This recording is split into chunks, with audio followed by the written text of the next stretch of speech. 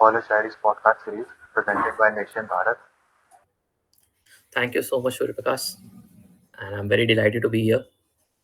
Looking forward to be part of this conversation. देखते हैं. Sir पहले तो अपने बारे में थोड़ा सा आप इंट्रो दे दीजिए ऑडियंस को. राइट. मेरा नाम मुदित पांडे है. मैं Madan Mohan Malviya university of technology से 2024 बैच का पास आउट हूँ. मेरी अंडर ग्रेजुएशन हुई है कंप्यूटर साइंस इंजीनियरिंग में, और इसके साथ ही साथ मैं पार्ट रहा हूँ ट्रेनिंग एंड प्लेसमेंट सेल का. I have been placement coordinator. ये एक काफ़ी छोटा सा इंट्रो है. इसके अलावा क्या चीज़ें मैंने देखी हैं, I guess on the way of podcast will explore that. Sir पहले तो आपके स्कूलिंग के बैकग्राउंड के बारे में जानना चाहेंगे थोड़ा सा. स्कूलिंग जर्नी कैसी थी आपकी, और फिर उसके बाद आपने इंजीनियरिंग करना चाहा तो उसके लिए एंट्रेंस दिया होगा, उसकी जर्नी कैसी रही? राइट. स्कूलिंग मेरा काफ़ी फाइन रहा है, एंड ये काफ़ी मेमोरेबल मोमेंट्स में से एक है जिसको मैं लाइफ लॉन्ग चेरिश करूँगा. मैं बिलोंग करता हूँ अमेठी से, और वहाँ से class first onward till intermediate मेरी स्कूलिंग वहीं से हुई है. One of the finest moments मैंने लिव किए हैं वहाँ पे. I have almost been like in top 3 of the times, और काफ़ी सही रहा है. एक लर्निंग जो बेस फाउंडेशन बना है मेरा, वो वहीं से स्टार्ट हुआ है. बात करें इंजीनियरिंग की, तो engineering has never been my first choice. इसके पीछे काफ़ी लंबी और इंटरेस्टिंग कहानी है. हुआ यूँ था कि मैं कभी इंजीनियरिंग परस्यू ही नहीं करना चाहता था. I always wanted to be go in humanities direction, और उसके पीछे का मोटिव थोड़ा सा दूसरा था. एंड व्हाट हैपेंस, मैंने एग्ज़ाम्स दिए थे for BHU, Banaras Hindu university. And इसके अलावा लखनऊ का एक कॉलेज है, नेशनल PG कॉलेज, उसका. सो मेनली मैं थोड़ा सा अपने सराउंडिंग में ही रहना चाहता था, एंड बिकॉज ऑफ दैट ये दोनों एग्जामिनेशन मेरे लिए काफ़ी प्रोमिनेंट थे. BHU के साथ ऐसा हुआ कि मेरे फेवरेट सब्जेक्ट्स नहीं मिल रहे थे with the rank that I got.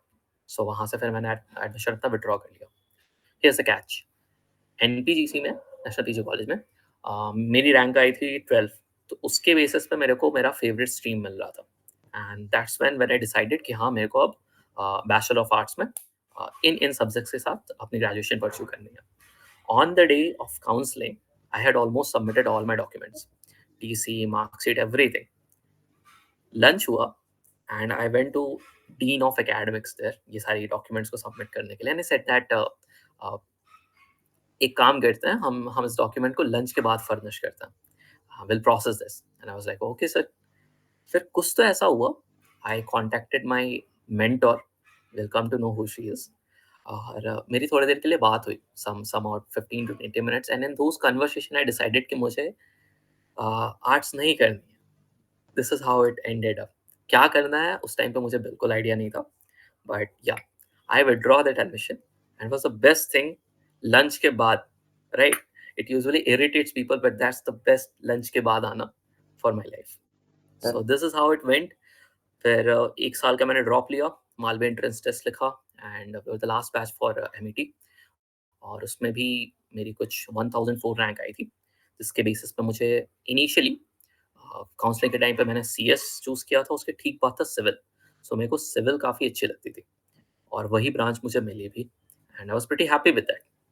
But later on I got you know upgraded और कन्वर्टेड और मूव्ड आउट, कुछ भी कह सकते हो, to computer science engineering branch.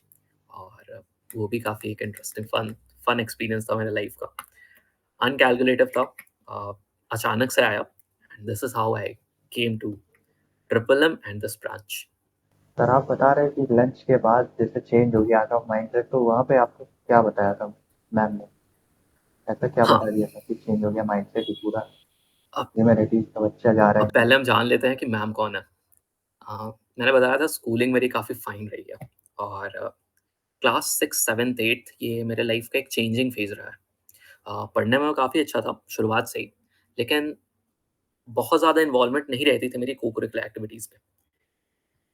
5th से लेकर 6 में मेरी स्कूल का ट्रांजिशन हुआ. सो क्लास 6 मेरे लिए एक डिफरेंट स्कूल था, डिफरेंट एनवायरनमेंट था, लोग काफ़ी अलग थे, और उस स्कूलिंग का जो माहौल था वो पहले वाले से बहुत अलग था, बहुत ज़्यादा। और उस टाइम पे मेरी class teacher, the one I mention, Mrs Archana Singh, she turns out to be mentor, my guide light, my mother figure, and वो 3 साल मेरे लिए काफ़ी इम्पोर्टेंट रहे हैं in terms of academics, in terms of learning. और उनसे हमेशा से आज भी एक बहुत प्रॉपर कनेक्ट है। तो मुझे जब कभी भी ऐसे डाउट फील होता है रिगार्डिंग माई करियर और लाइफ डिसीजंस, मैं अपने पेरेंट्स के अलावा सिर्फ उन्हीं से कॉन्टैक्ट करता हूँ, because I know she knows me very well. और like whatever she tells no, वो मेरे लिए बेस्ट फिट होता है। तो एक तरीके से मैं ब्लाइंडली उन पर ट्रस्ट भी करता हूँ। हुआ कुछ ऐसा था कि प्लान ह्यूमैनिटीज़ लेने का डेफ़िनेटली गवर्नमेंट एग्ज़ाम परस्यू करना था। लेकिन अनसर्टेनिटीज़ बहुत ज़्यादा होती हैं इन सारी चीज़ों को लेके। कभी एक श्योर शॉट एक पॉइंट नहीं मिल पाता जिस पे आप यकीन कर पाओ कि हाँ, यही चीज़ होगी। और इसी चीज़ को लेके एक थोड़ा-सा मेरे मन में अप एंड डाउन्स थे कि मुझे करना चाहिए कि नहीं करना चाहिए। उस मोमेंट से ठीक पहले like I had appeared for national defence academy examination, और दोनों बार मैं कन्फ्रेंस आउट हुआ था for 4th FSB Varanasi and INS Visakhapatnam. तो वो भी मेरे लिए थोड़ा-सा डीप डाउन कहीं न कहीं थोड़ा-सा स्क्रैचिंग मोमेंट था कि रिजल्ट्स प्रॉपर नहीं आए, और अगर मैं ह्यूमैनिटीज़ परस्यू करता हूँ, तो आगे चल के क्या होगा? This has been a major question.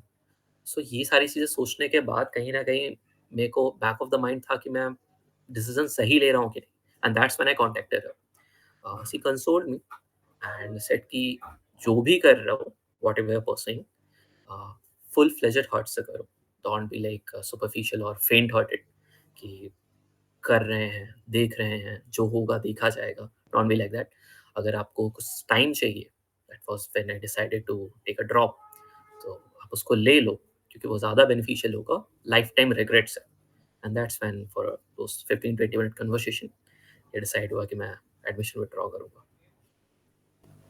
थोड़ा सा आगे चलते हैं कॉलेज लाइफ की तरफ।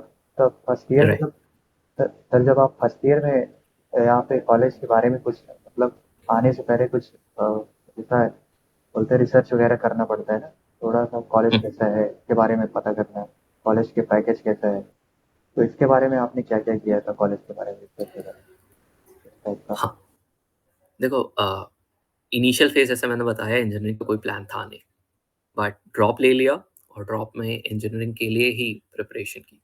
सो ये तो डिसाइड हो गया था करना बीटेक है। कहाँ से करना है ये अभी स्टिल अनसर्टेन था, क्योंकि इस मोमेंट से पहले जेईई का कोई प्लान था नहीं मेरे लिए। और इसकी स्टार्टिंग हुई थी कुछ जुलाई के सेकंड वीक ऑनवर्ड्स, जब मैंने प्रिपरेशन एक्चुअली स्टार्ट की थी। तो देखा जाए तो टाइम तो मेरे पास एज़ सच ज़्यादा था भी नहीं। अ, जो कुछ भी किया, it was much more like कि हाँ, एक बढ़िया डिसेंट कॉलेज मिलना चाहिए, and triple M was one of it. क्यों? क्योंकि state universities, like if you talk about Uttar Pradesh, 3 major institutes आते हैं, एचपीडीआई, आईआईटी, ट्रिपल एम। और ट्रिपल एम की position has been like constantly second. तो ये भी काफ़ी एक प्लस पॉइंट था मेरे लिए जब मैंने एमईटी लिखा था ये सोच के कि हाँ, ये एक बढ़िया कॉलेज है। रही बात रिसर्च की, तो Gorakhpur has been my maternal parents home. तो वहाँ पे ये था कि अंकल थे and their son, my siblings, cousins. तो उनसे बातचीत हमेशा होती रहती थी, and they said that no, it's really nice college. और फिर कोरा के रिव्यूज़ पढ़े, I got to touch in contact with some of the alumnis जिनको मैंने पर्सनली कॉल किया था, एंड दे टोल्ड दैट क्या it's a pretty decent college. Placement की जहाँ तक बात थी, कोई देखो सिविल लेने का मेरा ये भी एक पर्सपेक्टिव था कि हाँ, फिर से गवर्नमेंट एग्ज़ाम की प्रिपरेशन करनी है, और one of the lightest branch होती है, काफ़ी सिंपल ब्रांच है सिविल। तो ये भी वन ऑफ द रीज़न्स था कि मैंने उसको चूज़ ऑन किया। अम, बहुत फाइन डिटेलिंग में नहीं गया था मैं कि नहीं मुझे एग्ज़ैक्टली यही चाहिए, या कि फिर ऐसे ही एवरेज पैकेज होने चाहिए। As a said, it was much more like I was going with the flow. Life जो थ्रो कर रही थी मेरे ऊपर, आइदर बाउंसर्स और शॉर्ट बॉल्स और यॉर्कर्स, बस मैं बस उसको प्ले ऑन करने की कोशिश कर रहा था, दैट्स इट। सर सिविल से तो सर आप पहले सोचे होंगे कि गेट देना है या फिर ईएससी देना है सर, गवर्नमेंट का रहता है तो प्लेसमेंट के बारे में चाहिए राइट, ज़्यादा नहीं सोचना हो, ठीक है। एग्ज़ैक्टली।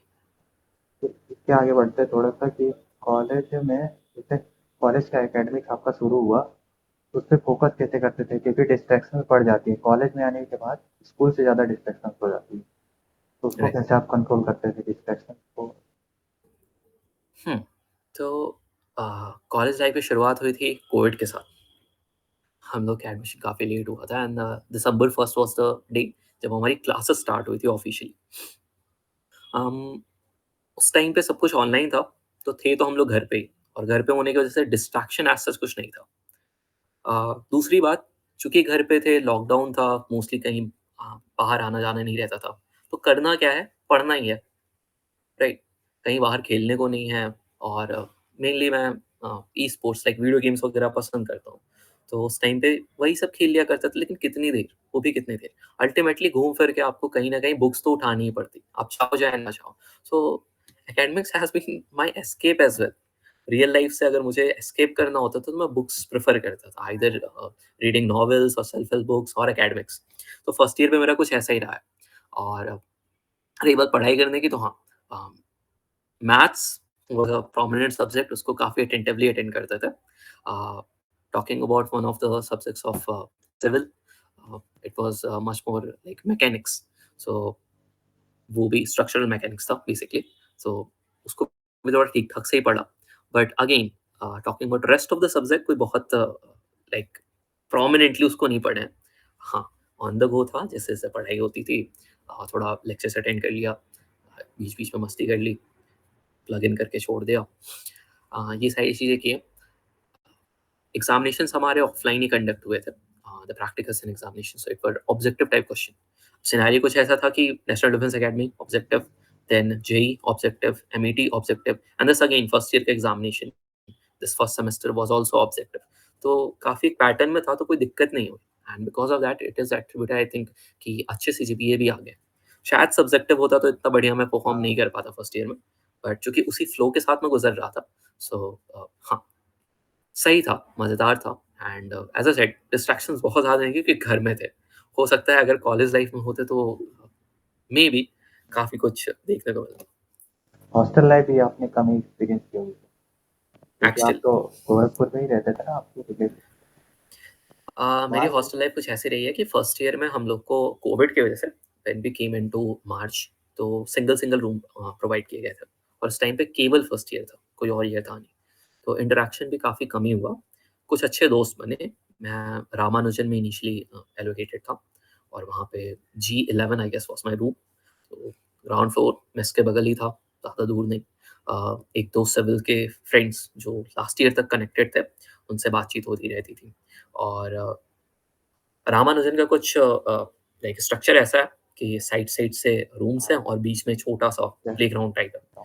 वो भी ग्राउंड नहीं है बेसिकली। अ, कंक्रीट वाला है। राइट। तो वहीं पे क्रिकेट कभी खेल लेना, कभी फुटबॉल खेल लेना, बैडमिंटन खेलना काफ़ी पसंद करते थे।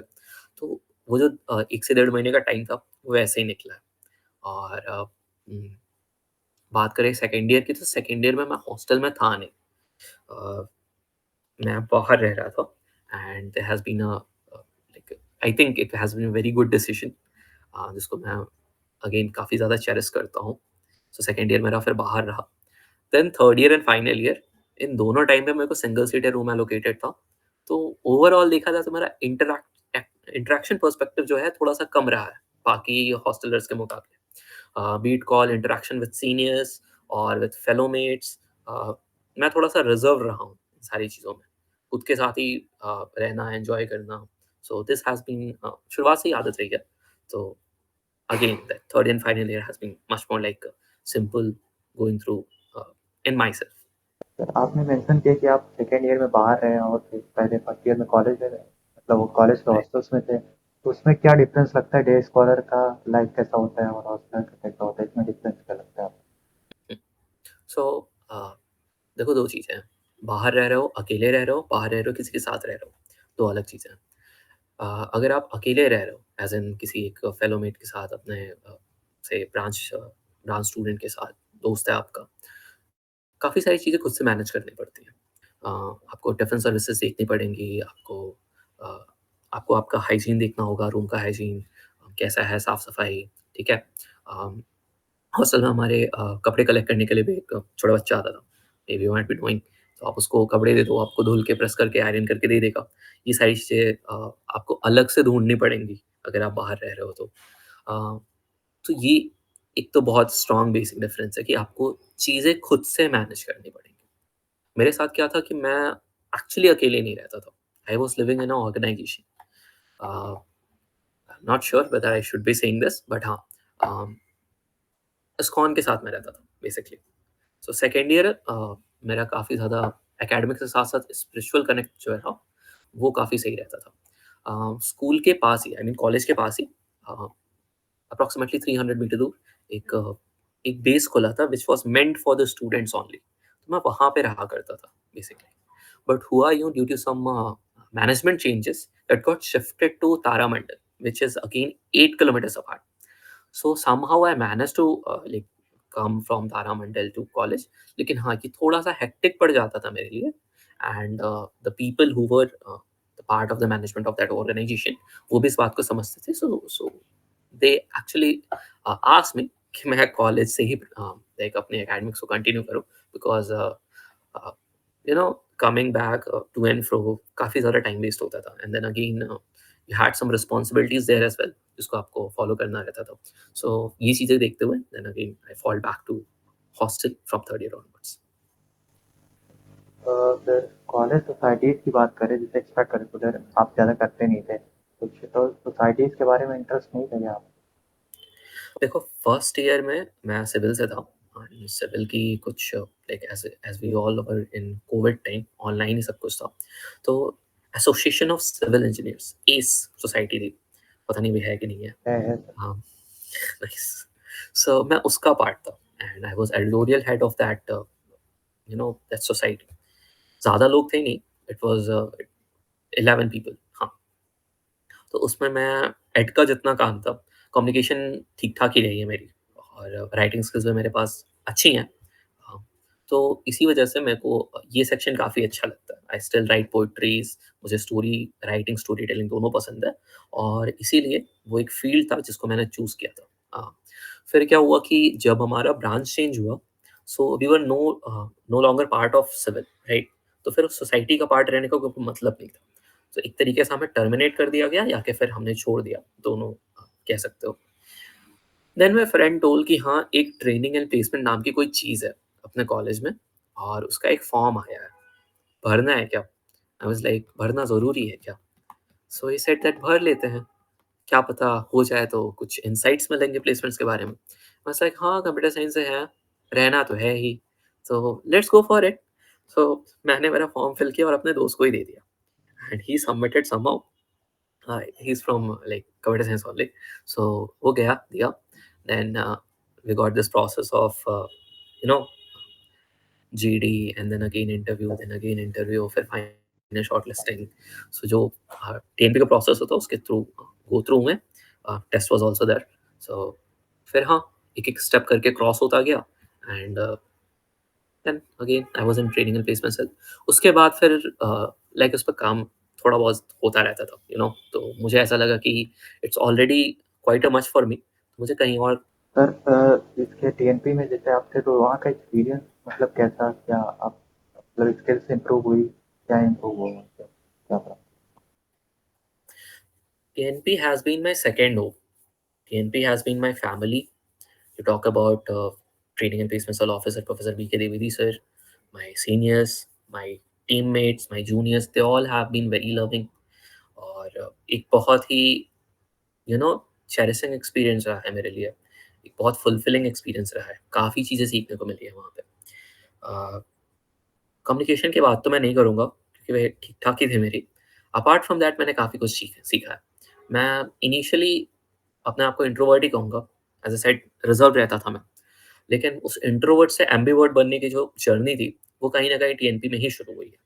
लोगों से इंटरैक्ट करना, सीनियर से इंटरैक्ट करना, और यू नो एक जो प्रोसेस होता है to call to call out, and uh, किसी भी कंपनी को रीच आउट करना, उनको कॉल आउट करना, टॉकिंग विद एचआर्स, इसके लिए आपको एक बहुत सिस्टमैटिक प्रोसेस फॉलो करना पड़ता है। बहुत तो उस प्रोसेस के थ्रू गो थ्रू, राइट?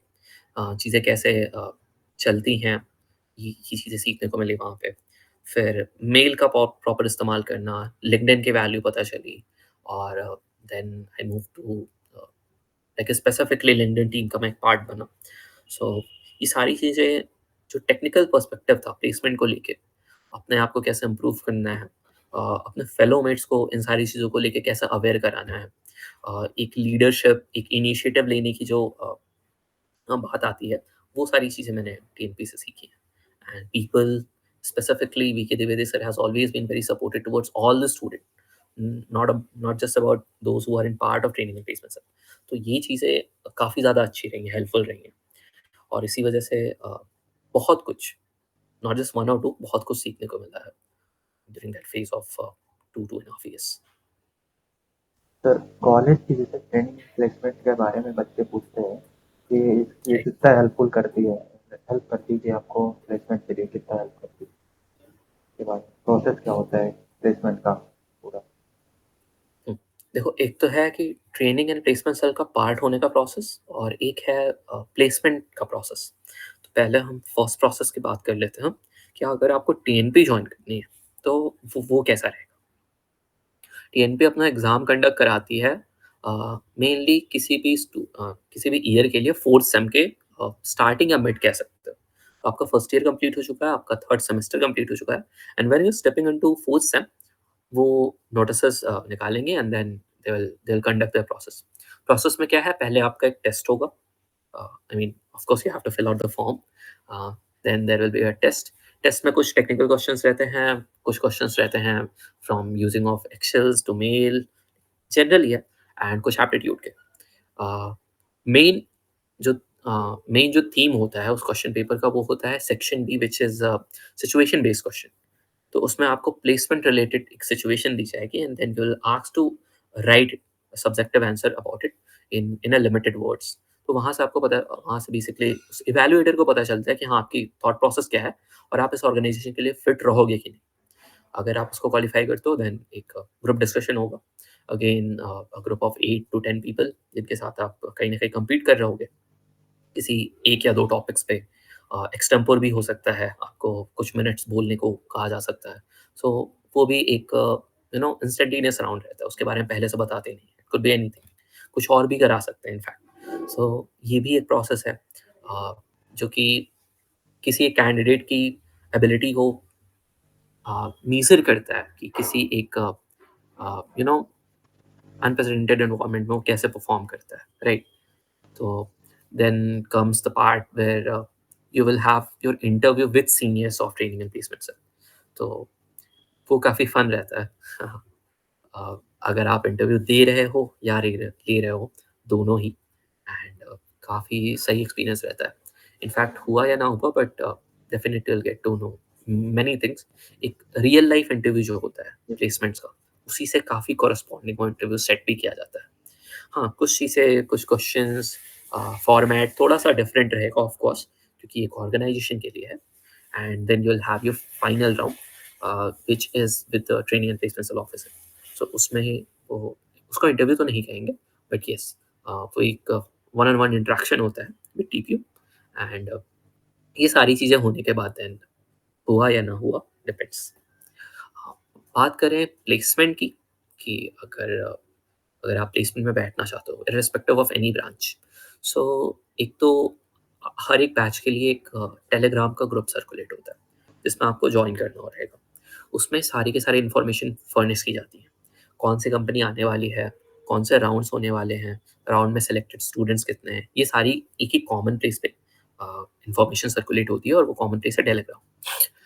इसके साथ साथ एक एडिशनल चीज़ जुड़ी है from past 2 years, which is superset.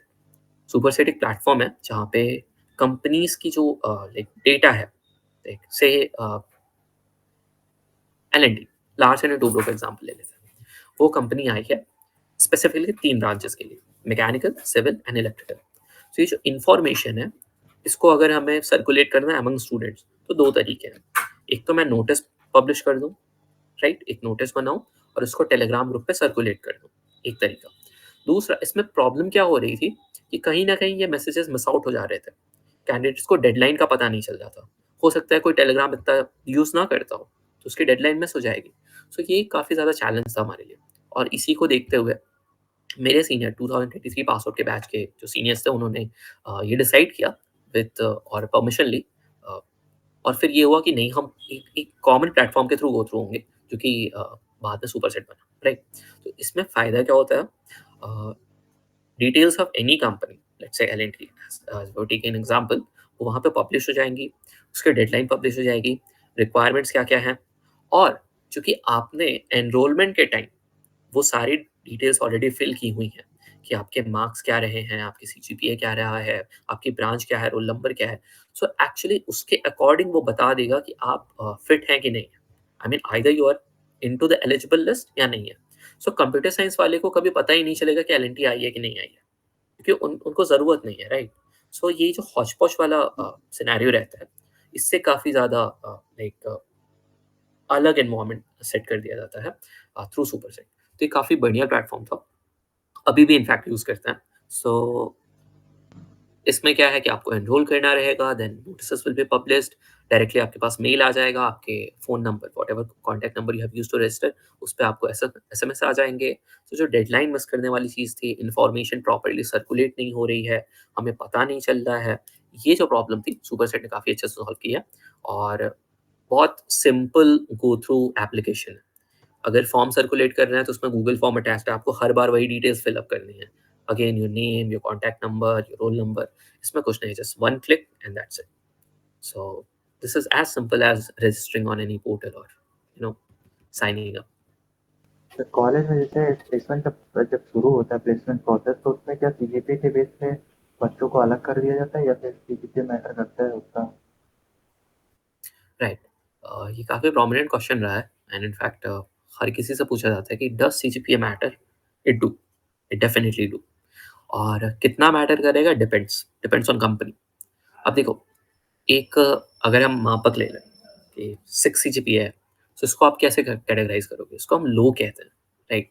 7 है, डिसेंट है, राइट? कि हाँ, चलो ठीक है, 7 है। 8 है, कैसा है? 8 बढ़िया है।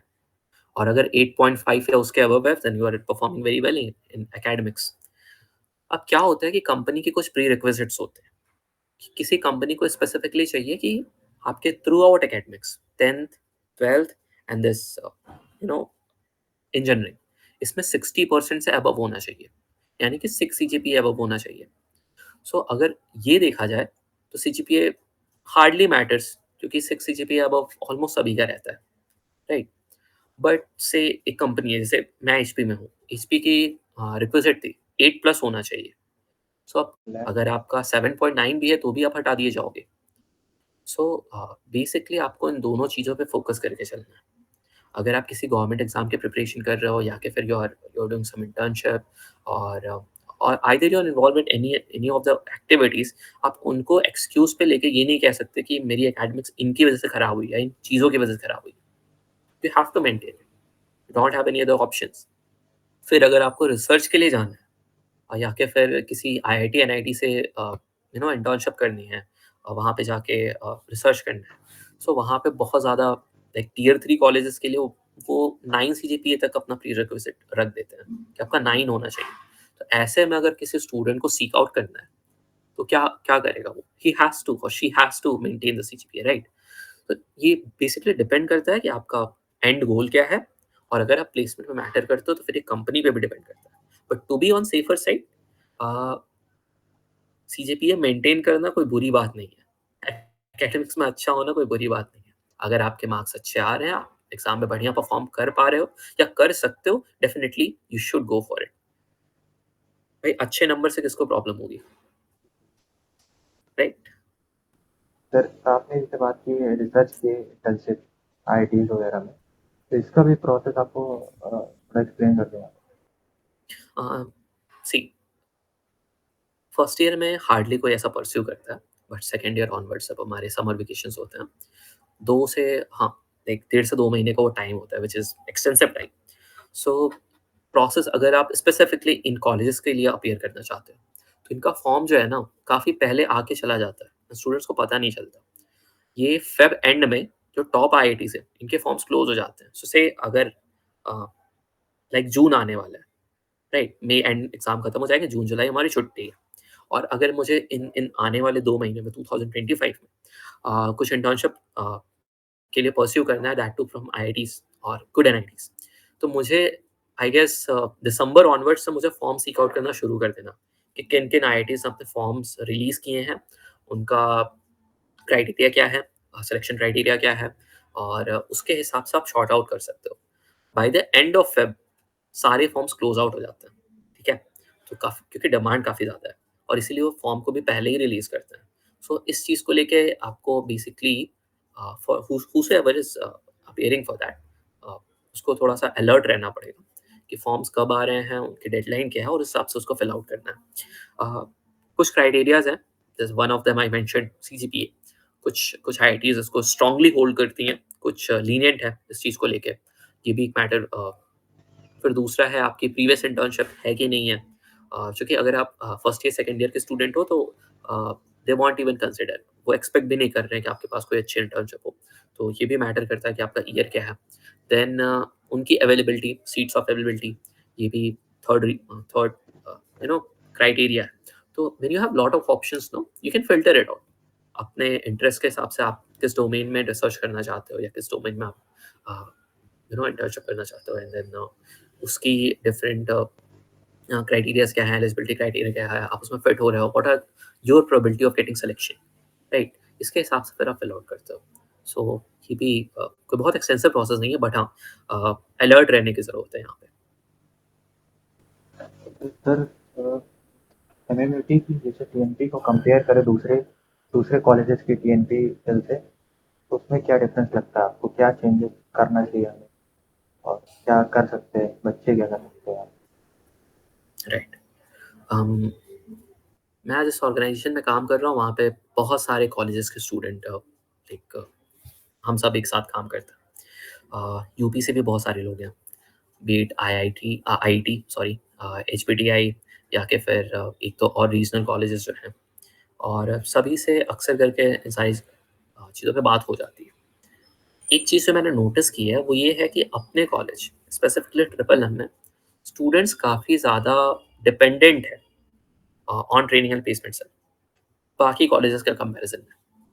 कोई भी ऑर्गेनाइजेशन हो, उसका कोई भी डिपार्टमेंट हो, वो कभी भी आपको कोई गारंटी नहीं दे सकता। कंप्यूटर साइंस में मैं पढ़ रहा हूँ, क्या मेरे पास प्लेसमेंट की गारंटी है? नहीं है। इसी 2024 हैज़ बीन अ बैच जिसको बहुत ज़्यादा मार पड़ी है रिसेशन की। 23 और 25 के कंपैरिजन में लाइक बहुत ज़्यादा एक्सटेंसिव हो चुका है। आईआईटीज़ में जहाँ पे 40% डाउनफॉल हो रहा है प्लेसमेंट बॉम्बे में, तो ये सारी चीज़ें कंसिडरेबल है। आपको इन सारी चीज़ों को दिमाग में लग रख के चलनी पड़ेंगी कि आप एक टियर 3 कॉलेज के स्टूडेंट हो। इतने ज़्यादा प्रिविलेज्ड नहीं हो आप, या मैं नहीं था। और इसीलिए कहीं न कहीं हमें ये चीज़ समझनी चाहिए कि एक बहुत इम्पोर्टेंट अपने लाइफ का है, फेस का, जो कि करियर, हम इसको किसी को भी नहीं दे सकते, right? So you have to take the ownership of that. अगर आपका एक करियर है, सो अगर, और that too you want to pursue in a specific field, तो आपको उस फील्ड की नॉलेज होनी चाहिए। उस फील्ड में क्या-क्या चेंजेस आ रहे हैं, कौन-कौन से इंडस्ट्री ट्रेंड्स चल रहे हैं, ये चीज़ें आपको पता करनी होगी। Professors are not going to talk about it, training and placement cell is not going to talk about your friends may not be talking about it, but you have to talk about it, ठीक है? आपको ये चीज़ पता होनी चाहिए। क्या है, scenario कैसे चल रहा है, क्या-क्या तरीके हो सकते हैं अप्लाई करने के, वहाँ तक पहुँचने के, राइट? हो सकता है आपको क्रॉस कॉलेज स्टूडेंट से कम्युनिकेट करना पड़े। सो गो ऑन लिंक्डइन और any other platform you know, आप उनको रीच आउट करो, आप उनसे बात करो। कहीं न कहीं एक नया पर्सपेक्टिव मिलता है, and that is why internships are very important, right? अभी जैसे हमने बात की, अगर आप आईआईटी में जा रहे हो तो डेफिनिटली वहाँ पे बहुत सारे रीजन्स के, बहुत सारे स्टेट्स के स्टूडेंट आएँगे। आपको उनसे बात करने को मिलेगा, वो क्या अपने लाइफ में कर रहे हैं ये जानने को मिलेगा, and based on that definitely आप अपने डिसीजंस में, अपने प्लान में चेंजेस ला सकते हो। अगर आप कुछ मिस आउट कर रहे हो, सो वो एक आपको एक एज देगा कि हाँ, हाँ, हमें ये नई चीज़ सीखने को मिली है, and will inculcate it, right?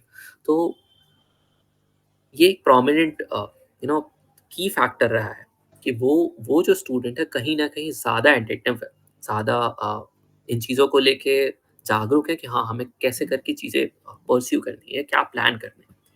तो आई गेस ये चीज़ हम सुधार सकते हैं। रही बात प्लेसमेंट प्रोसेस की, तो टीएनपी बाकी सारे कॉलेजेस के हिसाब से काफ़ी सही है।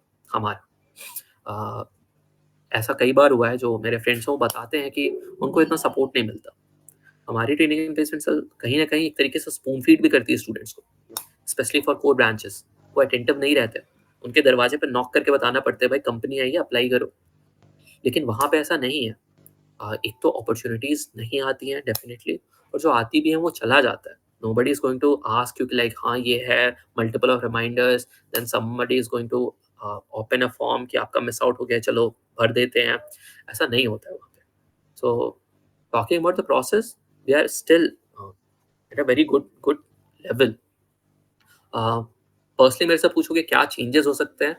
मुझे लगता है कि कहीं न कहीं apart from coordinators, branch specific students को इन्वॉल्व करना चाहिए उनके प्लेसमेंट को लेके। अगर किसी क्लास के किसी सेक्शन के सीआरस हैं, राइट, क्लास रिप्रेजेंटेटिव हैं, आप उनको कह सकते हो कि एक कम्युनिटी फॉर्म करें, इंडिविजुअली हर एक सेक्शन वाइज़, और वो कम्युनिटी अपने खुद से लाइक स्टेप्स लेना शुरू करे। हो सकता है डिफरेंट डिफरेंट डोमेन हो, जो कि टीएनपी अभी परस्यू ना कर रही हो। आप उनको यू नो पॉइंट आउट कर सकते हो कि ये चीज़ आप मिस आउट कर रहे हो, और वो कम्युनिटीज़, वो ग्रुप जो होंगे, वो काफ़ी ज़्यादा हेल्पफुल होंगे कंपनीज़ को इनवाइट करने में, या कि फिर उनको रीच आउट करने में, कॉन्टैक्ट्स निकालने में। तो मुझे लगता है कि ये एक एडिशनल चीज़ की जा सकती है, जो क्लास रिप्रेजेंटेटिव या एक स्मॉल ग्रुप फॉर्म करना होगा पर्टिकुलर सेक्शन और branch wise, including professors of those branches, would be really helpful. Sir, off campus से कंपेयर करें ऑन कैंपस की प्लेसमेंट्स को, तो ऑफ कैंपस में कैसे रीच आउट करें बच्चे? राइट।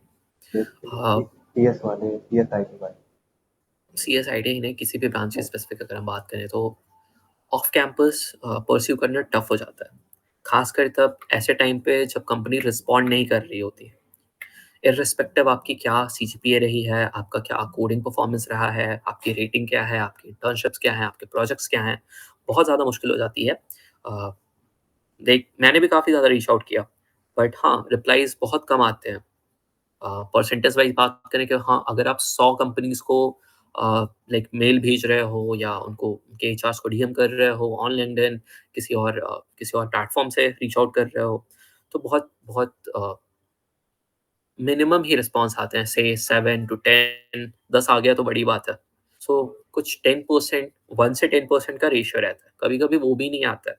तो ये चीज़ तो काफ़ी ज़्यादा टफ हो जाती है किसी भी स्टूडेंट के लिए, क्योंकि कहीं न कहीं ना, जब रिजेक्शंस आते हैं या कि फिर रिप्लाई नहीं आता है, तो वो डीमोरलाइज़िंग होता है कि यार मेरे रिज़्यूमे में कुछ गड़बड़ी है, या मैंने ठीक से कुछ किया नहीं। सो ये चीज़ें तो like it's part of it. कैसे रीच आउट करें? कुछ प्लेटफ़ॉर्म्स एज़ इन लिंक्डइन है, कोल्ड मेलिंग है, और कोल्ड मेलिंग काफ़ी ज़्यादा हेल्प हेल्प लाइक कह सकते हो कि किसी भी कंपनी को अगर ऑफ कैंपस रीच आउट करना है, cold mailing I think is the best way. LinkedIn is also good platform. फिर एचआर्स को डायरेक्टली कॉन्टैक्ट करना, अगर आप उनके कॉन्टैक्ट्स निकाल पा रहे हो, which is again a tedious task. तो उनको फिर रीच आउट करना, आप यू कैन डीएम, और again following their personal mails, और उनको डिफरेंट प्लेटफ़ॉर्म पे फॉलो करना, कहीं न कहीं ये सारी चीज़ें आपको हेल्प करेंगी। बट कितना करेंगे डिपेंड करता है मार्केट सिनेरियो पे, और आपके इंडिविजुअल परफॉर्मेंस पे। सर, थोड़ा सा इससे एकेडमिक्स और ये प्लेसमेंट से थोड़ा हटके क्वेश्चन है कि आप मतलब कॉलेज में जैसे एंजॉय करते थे, कॉलेज हैंग आउट वगैरह दोस्तों के साथ कभी करते थे, तो कहाँ पे आपका फेवरेट स्पॉट कहाँ है या बाहर? एज अ सेड, मैं काफ़ी रिजर्व पर्सन रहा हूँ, एंड इन 4 सालों में मैंने कोई भी फेस्ट अटेंड नहीं किया। वो अभ्युदय का फेस्ट हो, चाहे IEEE का फेस्ट हो, I have never been part of it, कभी नहीं। क्योंकि मुझे ये चीज़ें पसंद नहीं है। तो भी नॉट दैट कि मुझे अच्छा नहीं लगता, बट मैं वाइब आउट नहीं कर पाता हूँ, ठीक है? I think vibe out is a different word, right? Vibe in नहीं कर पाता हूँ मैं। सो वो कनेक्शन मिस आउट रहता है हमेशा मेरा। बहुत ज़्यादा ऐसा क्या है कि किसी चीज़ में involvement, curricular activities, so TNP was the all thing for me. तो मेरा ऐसा कोई सिनेरियो नहीं रहा है। आपको करना चाहिए कि नहीं, इंडिविजुअल चॉइस है, आप देख सकते हो उसके बारे में। अ, रही बात घूमने की, तो मैं एडवेंचरस पर्सन ज़रूर हूँ। मुझे ट्रैकिंग, हाइकिंग और माउंटेन्स पे जाना काफ़ी पसंद है। तो वो वाला सिनेरियो मेरा रहा है, and that too for solo trips. या तो मैं पेरेंट्स के साथ जाना पसंद करता हूँ, नहीं तो अकेले ही, और अकेले मैंने काफ़ी एन्जॉय किया है। कॉलेज की स्पेसिफिकली बात करें तो मेरा कुछ 6-7 फ्रेंड्स का एक ग्रुप है, जिसको हमने नाम दिया है एलिवेटेड बीइंग्स क्योंकि हम इन मोह-माया से ऊपर उठ चुके हैं। सो कहीं न कहीं हम एक साथ एन्जॉय करने का हमारा यही सीन रहता था कि हम एक साथ मिल लेते थे, डिफरेंट सिनेरियोज़ पे बातें होती थी, कुछ मस्ती-मज़ाक होता था रात को 2 ढाई बजे, फिर कॉलेज कैंपस के चक्कर मारना, बाहर जाना, शेखर को जगा के चाय बनवाना, ये सारी चीज़ें की हैं। But as specific to some some activities related to these societies, वो ज़्यादा इन्वॉल्वमेंट नहीं है। इनफैक्ट किसी का नहीं, हमारे ग्रुप में। मैं भी and you sir talked about favourite spot, is it? Favourite spot मेरा रूम ही था। मैं मेरे रूम को काफ़ी अच्छे से मेंटेन करके रखता था, and that was the best place for me. So yup, apart from academics, घूम-घाम के आओ, and the room was the best thing. That's all sir. एक फाइनल मैसेज जो आप देना चाहें जूनियर्स को अपनी तरफ हाँ, क्या बताएँ? बहुत सारी चीज़ें हैं। एक-एक करके एड्रेस कर लेते हैं। उम, देखो, एक चीज़ अगर मैं अपने केस की बात करूँ तो मुझे भी बहुत सारी चीज़ें नहीं पता थी। मेरा ब्रांच अपग्रेड मेरी मर्ज़ी से नहीं हुआ है, मेरे दोस्त ने कराया है। वन फाइन मॉर्निंग मैं क्लास में घुसता हूँ, देखता हूँ कि सेक्शन बी में सेक्शन ए के लड़के आ गए हैं, बहुत शोरगुल चल रहा है, कुछ बातें हो रही हैं। किस सारी चीज़ों के बारे में बातें हो रही हैं मुझे नहीं पता। एंड देन एक लड़का मुझसे पूछता है कि यार फॉर्म भरा क्या? कैसा फॉर्म? ब्रांच अपग्रेड का फॉर्म। मैंने नहीं, ब्रांच क्यों चेंज करनी है? अच्छा ठीक है, तुम्हारा सीजीपीए बताओ। मैं कहा 8.9। अरे यार अच्छा सीजीपीए है, भर के देखो। वो जाता है, फॉर्म प्रिंट करा के ले आता है, मैं उसको फिल आउट करता हूँ, फिर वो खुद जाता है मुझे लेके कि चलो डीन ऑफ एकेडमिक्स में इसको दे के आते हैं। I enter dean of academics and there was Avnish sir, वो मुझे जानते थे। तो mister Pandey, are you also for branch upgrade? यार सिविल इतनी अच्छी ब्रांच है, क्या करोगे चेंज करके? तो उस टाइम पे लगा हाँ सर बात तो सही है, मैं लेके जाता हूँ। I was almost turn 180 degree and I was like यार अच्छा चलो आ गए हो तो दे ही दो, देखते हैं। एंड ही टूक माय फॉर्म, और फिर रिजल्ट आता है, फर्स्ट शीट आती है, उसमें नाम था, बट ये हुआ कि फाइनल लिस्ट नहीं है। सेकंड टाइम आता है, सेकंड वाले में भी नाम है, कंप्यूटर साइंस ब्रांच एलोकेट हो गई है। अब मैं ये सोच रहा हूँ चेंज करना है कि नहीं करना है। पापा से बात किया, दीदी से बात किया, फिर दोस्त जिसने फॉर्म भरा था मेरा उससे बात की, क्या करना चाहिए अभिजीत, आप बताओ। कहीं नहीं नहीं, चलते हैं चलते हैं चलते हैं चलते हैं चलते हैं। तो ये करते करते ये सारी चीजें हुई हैं। आप स्टोरी ये सुनाने का मतलब क्या था मेरा? देखो, एक तो अच्छे दोस्त होना जरूरी है, that's the best thing, right? अगर वो फ्रेंड्स नहीं होते तो मुझे नहीं पता चलता किसको क्या पड़ी है कि तुमने फॉर्म भरा है कि नहीं भरा है, राइट? हम अपने आप से बिजी हैं, हम अपना कर रहे हैं, बट नहीं, if you have good friends so वो डेफिनेटली आपकी हेल्प करेंगे। प्लेसमेंट टाइम की भी बात करें, as I said no, demoralizing होता है काफ़ी ज़्यादा। अगर आप रिजेक्शन फेस करते हो उस टाइम पे दोस्ती काम आता है। पेरेंट्स से आप ये बातें शेयर नहीं कर पाओगे सर। कि उनको रिजल्ट चाहिए, राइट? ऐसे में एक ग्रुप होना बहुत ज़्यादा इंपॉर्टेंट है, और मेरा ये जो ग्रुप है, I am blessed that these people are so so supporting and so mature at the stage कि वो आपको टेक केयर कर सकते हैं, sometime they will even pamper you अगर आपको नीड है तो। तो पहला यही है कि आपको दोस्त काफ़ी अच्छे बनाने हैं। दूसरा, एकेडमिक्स पे भी ध्यान देना है। ऐसा नहीं है कि सिर्फ बाहरी चीज़ों पे ही ध्यान दे रहे हैं, नहीं।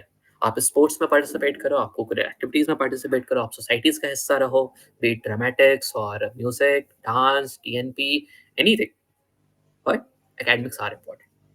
आप यहाँ पे आए इसलिए हो कि आप पढ़ सको, आप नॉलेज गेन कर सको, और वो आपको हमेशा बैक ऑफ द माइंड रखना है कि हम यहाँ पे बैक बेंचर बनने के लिए नहीं आए हैं, या कि हम वो स्टूडेंट नहीं बनना चाहते हैं जो कि 4 साल के एंड में रिग्रेट करें कि यार पढ़ लेना चाहिए था। नहीं, enjoy at most, but at the same time learn as well. ये दूसरी चीज़ है। तीसरी, स्ट्रेस नहीं लेना किसी भी चीज़ का। मार्क्स नहीं आ रहे हैं, can be a concerning thing, लेकिन अब इस चीज़ को लेके आप स्ट्रेस आउट हो जाओ, अपने आप को लाइक एक तरीके से पेन देना स्टार्ट कर दो इस चीज़ को लेके, ये काफ़ी ज़्यादा गलत है। चिल आउट करिए, अपने पेरेंट्स से बात कर सकते हो, दोस्तों से बात कर सकते हो अगर कोई प्रॉब्लम है तो। एक चीज़ जो मैंने सीखी है, हेल्प माँगना काफ़ी मुश्किल होता है। आप हेल्प सीक आउट नहीं कर पाते। Don't be that person. अगर आपको कभी भी किसी भी पॉइंट पे, किसी भी स्टेज पे मदद की ज़रूरत है, प्लीज़ डू रीच आउट। अपने आप तक खुद को सीमित मत रखो कि यार मेरी प्रॉब्लम में मैं ही सॉल्व करूँगा। नहीं, ऐसा नहीं होता है। यू कैन सीक आउट, आप अपने दोस्तों से बात कर सकते हैं। In fact you can go and talk to professors. हाँ, हो सकता है कि वो थोड़ा-सा आपको परेशान करें, बट एट द एंड वो आपकी ज़रूर हेल्प करेंगे। You can reach out to TPO, आप उनको प्रॉब्लम शेयर कर सकते हो। वो कुछ ना कुछ सॉल्यूशन आपको बताएँगे। वो सॉल्यूशन आपको करना पड़ेगा, लेकिन एट लीस्ट आपको एक डायरेक्शन मिल जाएगी, राइट? सो या I think these 3 messages would be enough. बाकी अगर आपको कोई प्रॉब्लम है, कहीं कुछ फँस रहा है, देन लुक अराउंड योरसेल्फ। आपके जैसे ही लोग हैं और वो भी इसी एनवायरनमेंट में सर्वाइव कर रहे हैं, अच्छा कर रहे हैं कुछ लोग। सो आप उनसे बात कर सकते हो, उनसे सीख सकते हो, and always be open to opportunities, हमेशा। So I think that's much. Thank you, sir. Thank you for the as a guest. Thank you so much, Mr. बहुत अच्छा SP. I think it has been a lovely conversation with you.